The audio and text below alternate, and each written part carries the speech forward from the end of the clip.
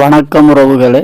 ஒரு 32 சென்ட் வந்தது விவசாயத்துக்காக. எனக்காக 15 சென்ட் தனியாக கிணற்றை சுற்றி இருந்தது. அது ஏற்கனவே சுத்தம் பண்ணி அகத்தி போட்டு ஆட்டுக்காக அகத்தி வளர்க்க ஆரம்பித்தாச்சு. அடுத்து ஒரு 17 சென்ட் வனம் போல் இருந்தது. சவுண்டில்பாங்க சூபா புல் செடிகளும் மல்லிகை செடிகள் மற்ற புல்லுகளுமாக பாருங்கள் எப்படி வனமாக இருக்குது. பாம்புகள் அடைவதற்கும் நமது குடியார கோவிந்தன்கள் குடிச்சிட்டு பாட்டில் வாங்கிட்டு போடுறதும் ஒரு சுத்தம் இல்லாமல் கிடந்தது. தனி ஒரு ஆளாக இறங்கி தண்ணியை பாய்ச்சி போராடி பிடுங்கி எரிஞ்சாச்சு.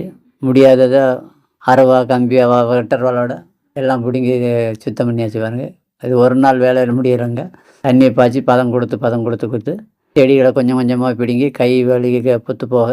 இது நான் இயற்கையாக பண்ணுறேங்கிறது மக்கள் ஒரு ஐடியா கொடுத்தாங்க. ஏன் இப்போ இப்படி கஷ்டப்பட்டு போராடுறேன் அப்படிங்க. மண்ணினுடைய வளங்கள் கெட்டு போகும்னு தெரியாமல் மக்கள் ஈஸியாக சோம்பேறித்தனமாக மஞ்சனத்தி மருந்து அடி, ரவுண்ட் அப்புங்கிற ஒரு மருந்து அடிச்சுட்டு செத்து போயிடும், ரொட்டேட்டரை அடிச்சிருங்கிறாங்க. ரொட்டேட்டரை அடிச்சுருந்தா என்ன செய்யுங்க, மண்ணில் உள்ள மண்புழு எல்லாம் வெட்டி சிதைச்சிரும். மண்புழு விவசாயிகளின் நண்பன்கிறதும் தெரியலை. கண்ட கெமிக்கலை போட்டு செடிகளை அடிச்சிட்டாங்க. அது நமக்கு களை செடியாக இருந்தாலும் ஒவ்வொன்றும் மூலிகைகள்ங்கிறது யாருக்குங்க தெரியறதில்ல.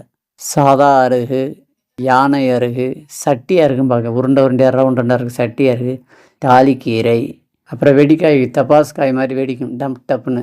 கிரந்தி நாயகம், சவங்க துத்திம்பாங்க, ஒரு வகையான துத்தி வகையில் சவங்க துத்தி. இப்படி ஏகப்பட்ட செடிகள் இருந்தது.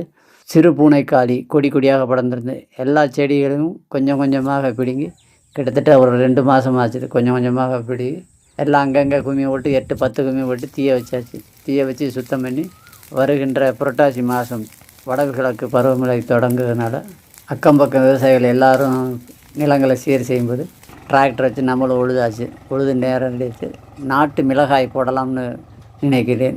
மற்ற மூலிகைகளும் அகத்திகளும் கலந்த மனைவி பாரம்பரிய காய்கறிகள், நாட்டு விதைகள் தேடல்களை கிடைக்கிறத வச்சு விவசாயம் பண்ணலாம்னு இருக்கேன். நன்றி உறவுகளே. மேலும் ஒரு நல்ல விடயத்தில் சந்திக்கிறேன்.